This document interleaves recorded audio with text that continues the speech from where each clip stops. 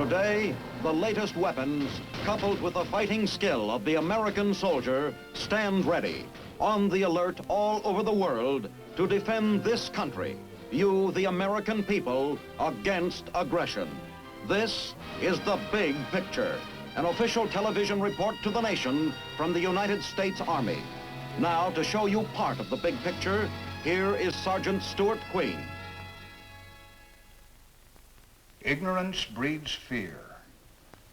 To teach soldiers of the United States Army exactly what atomic weapons can and cannot do, and thereby allay any unreasonable fears of the A-bomb, a series of atomic experiments have been held in the barren lands of Nevada during the past several years. Today's big picture deals with the latest and most extensive of these experiments, Desert Rock 6.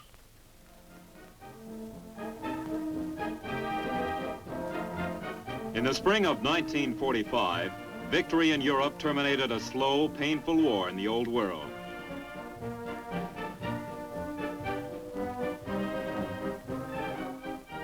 Then, only weeks later, the centuries-old concepts of war were changed in a blinding instant.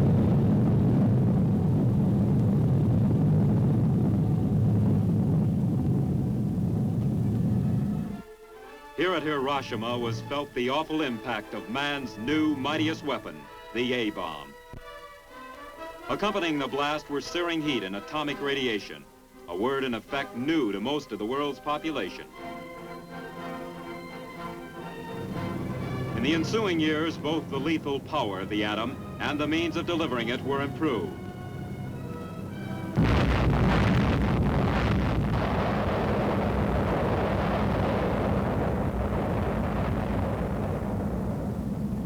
Then came atomic artillery.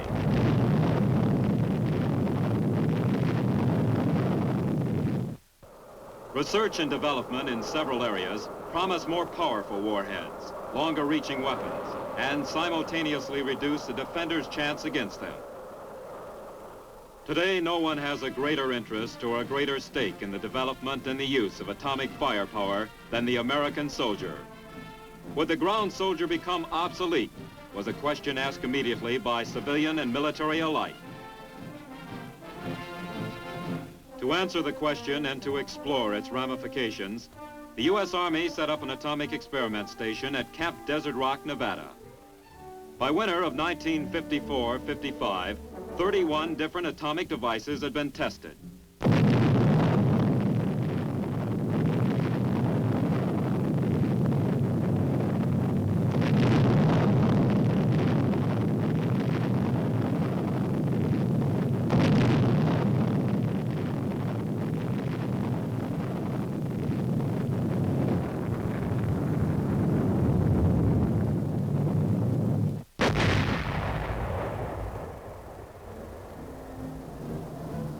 Now in January of 1955, another series of test explosions is scheduled.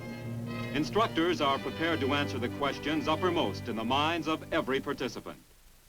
You are here to participate in an atomic maneuver. Atomic weapons are truly powerful, but they don't mean the end of all life as so many people think. You can live through an atomic attack, and by taking common sense precautions, live to fight another day. This is not a haphazard maneuver. Careful planning for it started months back, involving activity not only here in Nevada, but also in New Mexico and wherever your home stations are. The planning mentioned by the instructor involves the movement of infantry and armored units. Here, officers are seen setting up an assumed tactical situation to be presented later to the commanding general of Desert Rock for approval. The plan supposes that an aggressor has seized the west coast of the United States, but our troops have finally stopped him right along this position, ground zero. Here, the atomic weapon will be used. Next, our troops will attack and seize the target area. Immediately, the plans are approved. Army engineers go to work. Across the monotonous terrain of Frenchman's Flat, they set up their transits and begin to lay out the exercise area.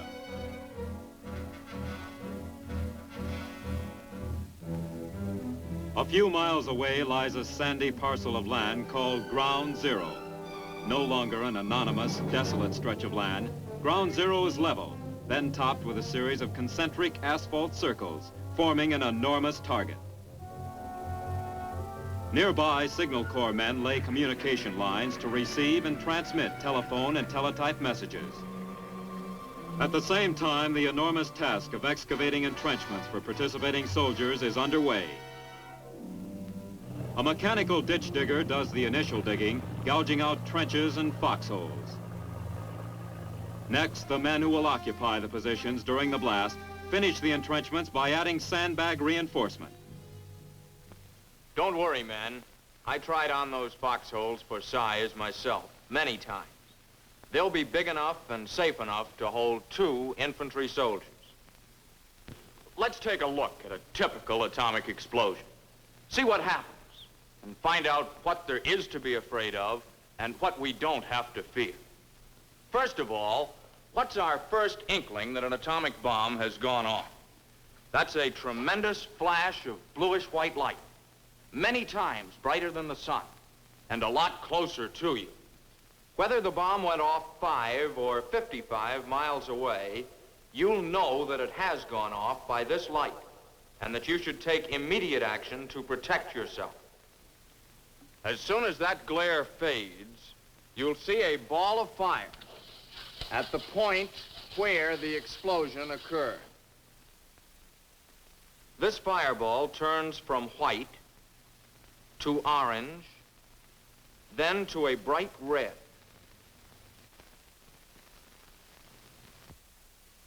A brown, smoky-looking cloud soon begins to cover the fireball.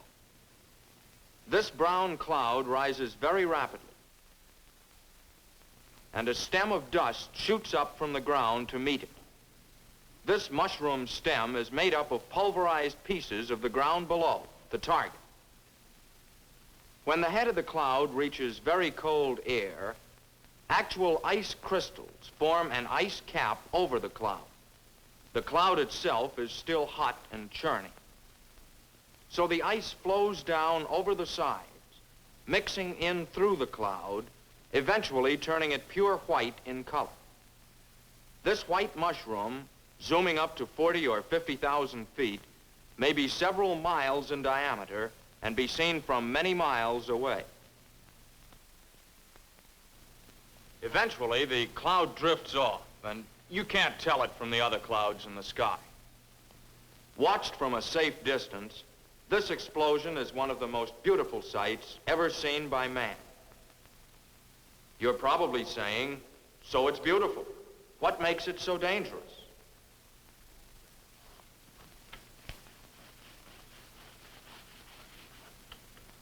Basically, there are only 3 things to think about: blast, heat, and radiation. Let's take a look at each of these in turn. Blast from an atomic explosion is just like blast from any other explosion, except it's larger. The wall of air pressure created by this atomic weapon can hurt you and your equipment. The atomic blast pushes on an obstacle like a building for about 1 second, about 100 times as long as ordinary high explosive. You might say that where ordinary bombs hit a building sharply and let suction pull out the walls, the atomic bomb leans on a building until it pushes it over.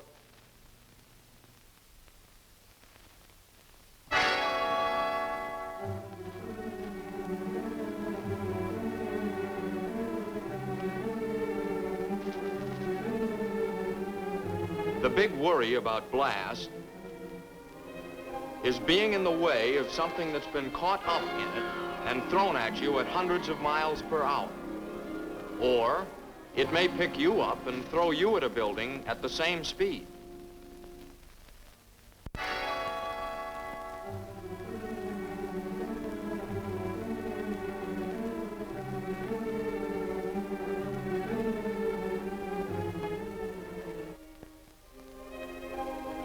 avoid trouble, get down fast, down below the surface of the ground if possible. If you stay down so that the flying debris can sail over you, you can protect yourself completely from atomic blast. The next thing to consider is, how long do you have to get down? The blast and the flying debris arrive at your position at the same time you hear the sound of the explosion. This means roughly about 5 seconds per mile for the shock wave to reach you. At a mile away, you've still got time to get into a hole. When you see that glare, hit the dirt, fast. So much for the blast from an atomic explosion. But what about the heat and flash of the detonation? The fireball is originally more than 1,000 times as hot as the surface of the sun. It sends out heat like a huge oven from the very first instant of detonation, right along with the white light. This heat comes out very rapidly. As a matter of fact, you are burned in the first half second. In the half second it takes for our brains to tell our muscles, A-bomb, take cover, we have already been burned.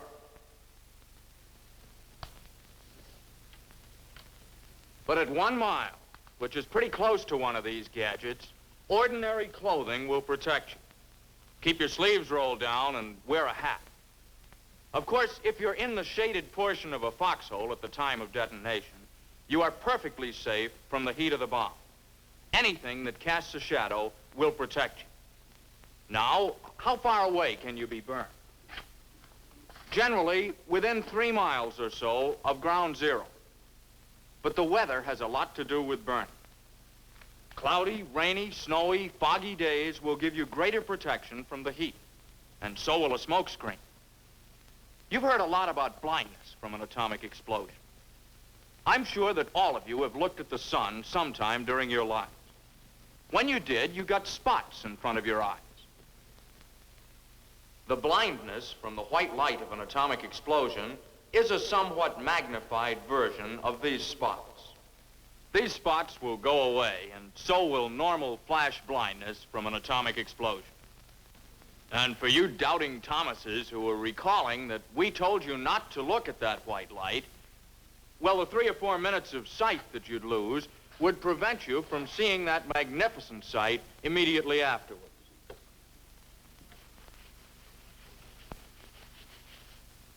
And now we come to what a lot of people consider the $64 question, radiation. This is the one new effect obtained by the use of an atomic weapon.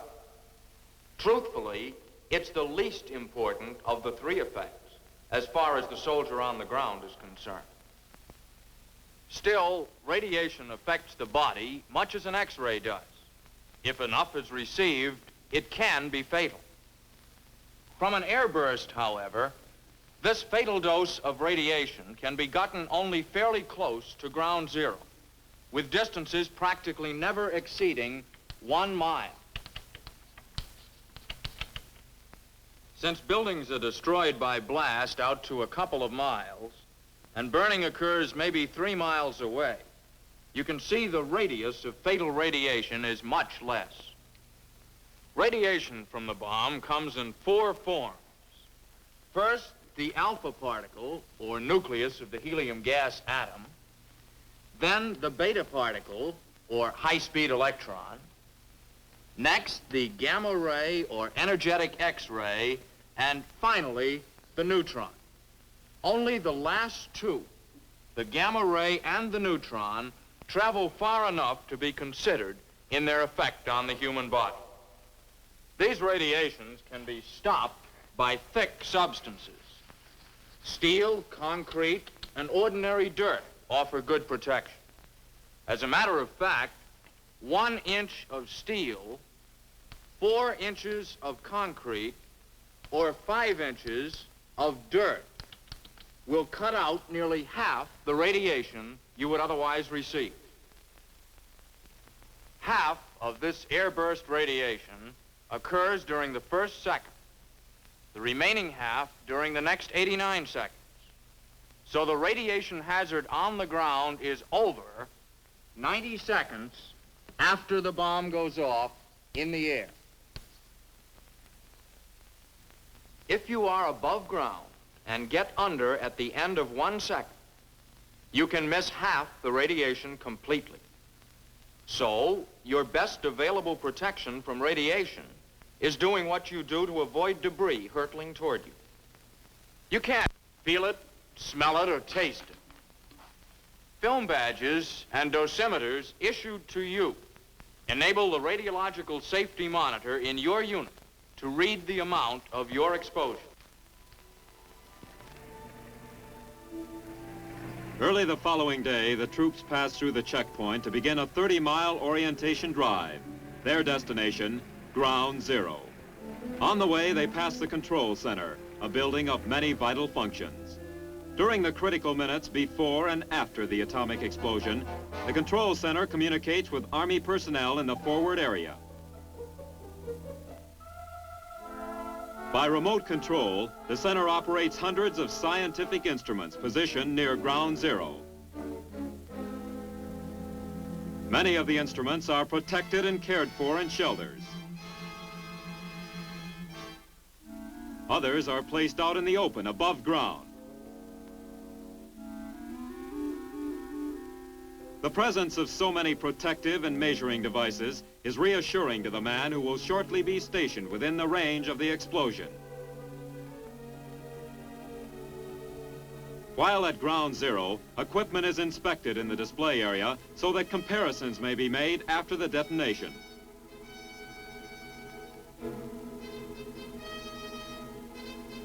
Not only will tests show the effects of atomic weapons on ground troops, but they will indicate the effects on military equipment and buildings.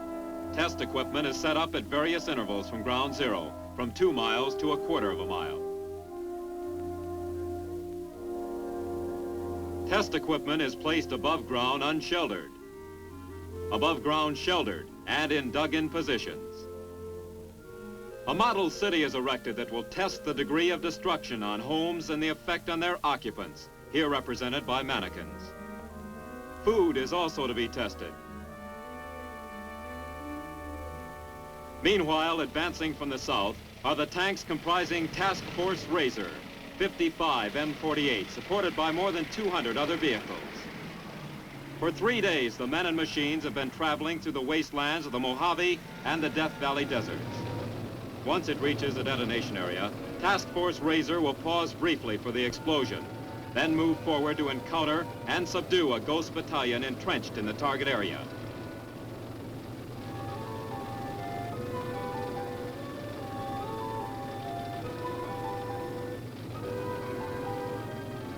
Despite the grueling trek across nearly 200 miles of desert dust, all vehicles will be operational when they arrive at the test site, thanks to the maintenance crews. As the convoy rapidly approaches the jumping-off point for its simulated breakthrough, the moment of explosion is less than a day away.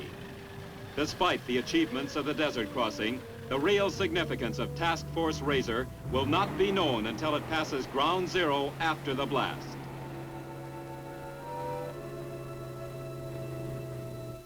Night falls swiftly at Desert Rock, the tension and the excitement mounting. For some of the participating troops, nearby Las Vegas offers an evening's entertainment, a distinct but equally stimulating change from the preparations for the atomic blast. The weekly free show sponsored by the Las Vegas Variety Club comes off on schedule.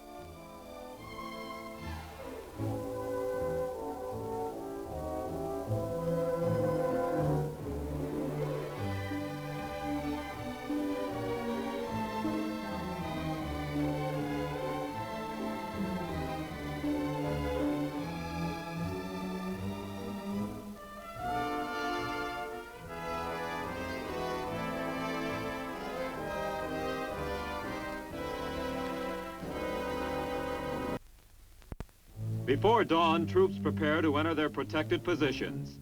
Soon they will join the ranks of more than 30,000 veterans who have taken part in previous Desert Rock exercises. Every man has been thoroughly rehearsed, every position double-checked for safety features.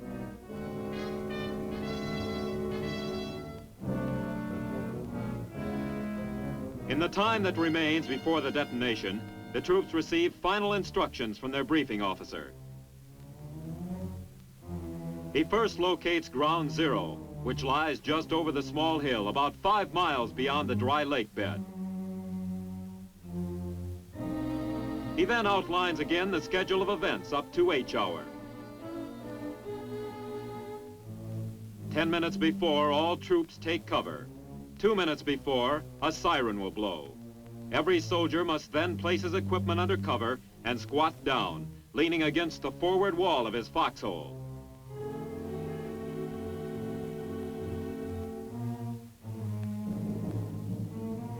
At the proper instant before H-hour, rockets will be fired skyward for measuring purposes.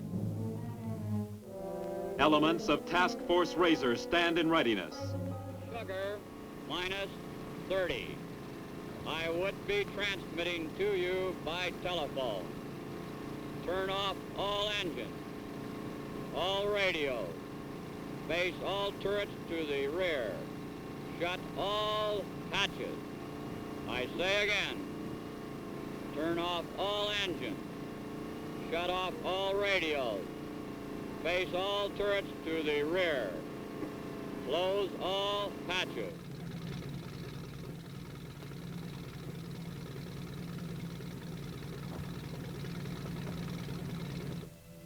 Now the tense waiting comes. The minutes and seconds are slipping by. H-hour minus 2 minutes. Minus 2 minutes.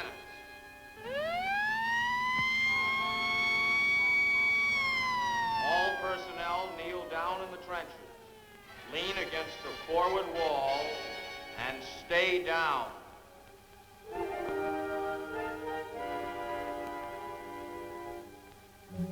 Minus 1 minute.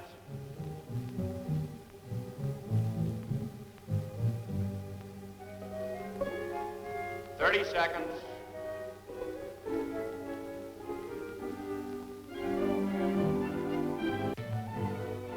10 seconds.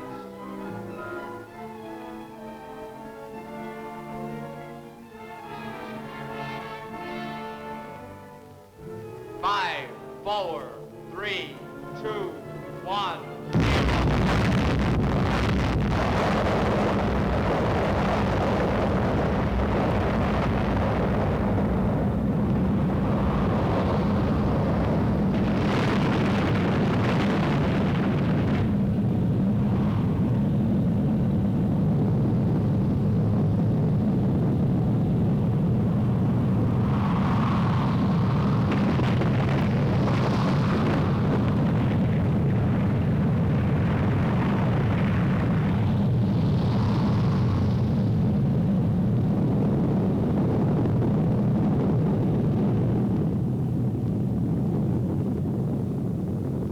Minutes after the blast, the troops are moving forward toward Ground Zero to see for themselves the effects of nuclear devices.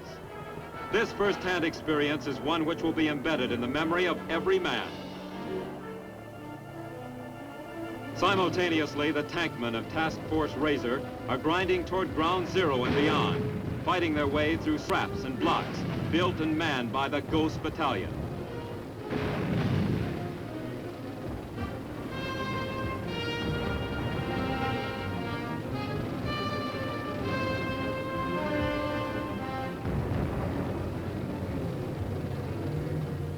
An inspection of the model city shows the relative strength of construction methods and building materials.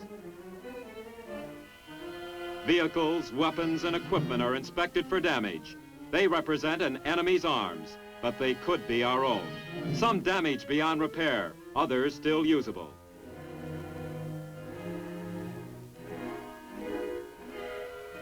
Maintenance and supporting forces are given a taste of nuclear warfare, as well as the men trained for frontline duty. In reality, such decontamination teams would play a vital role in helping to keep our fighting machine intact.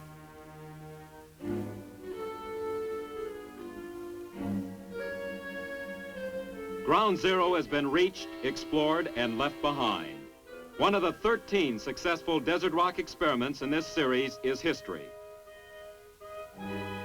As an added safety measure, Every man is thoroughly brushed and checked with a Geiger counter before he is allowed to return to his campsite. Every individual has received a singular personal impression, of course, but most of the participants have formed an opinion in common. But, Bert, don't you think that the atomic weapon would be a mighty powerful thing for our soldiers to avoid on the battlefield? Well, Al, there's no question about it. It is a powerful weapon. But we have had proven to us in these tests that a soldier can fight and survive on an atomic battlefield if he protects himself adequately. Well, Bert, you were out there. How's about some comments on this radiation I hear so much about? Well, there is radiation. There's no question about that.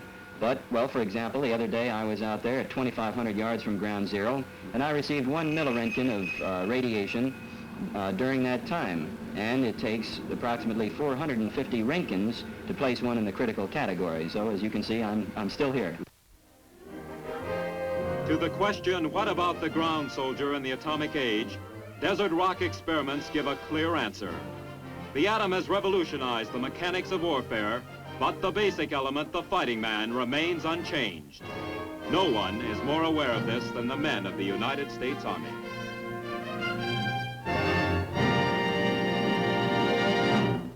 It is historical fact that military weakness is an invitation to aggression. By being prepared, our Army hopes to avoid a future war.